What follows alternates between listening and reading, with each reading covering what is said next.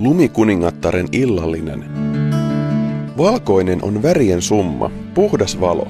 Valkoisin eri struktuureilla ja kiilloilla luot ilmavan ja valoisan kokonaisuuden.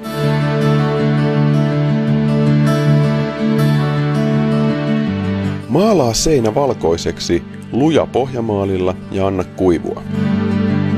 Telaa pinnalle hopean väristä taikahelmieslasyyriä 1 tai 2 kertaa.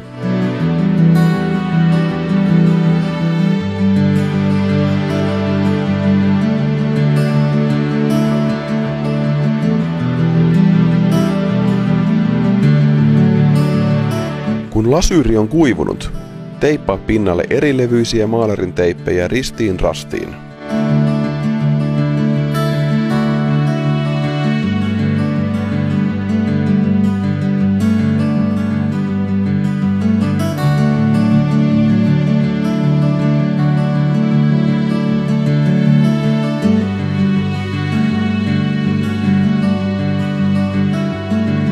Levitä tunto hieno struktuuripinnoite pinnalle pitkänukkaisella telalla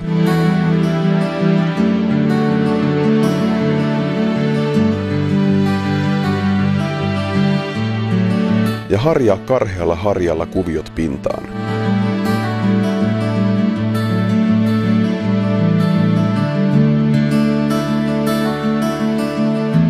Karhean harjan muodostamat urat viimeistelevät pinnan.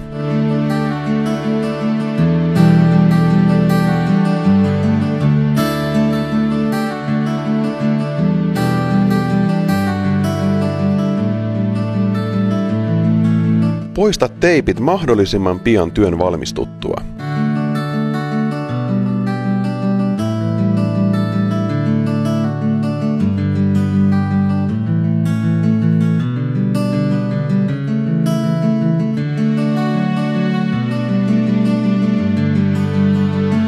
Lumikuningattaren pöytä on katettu.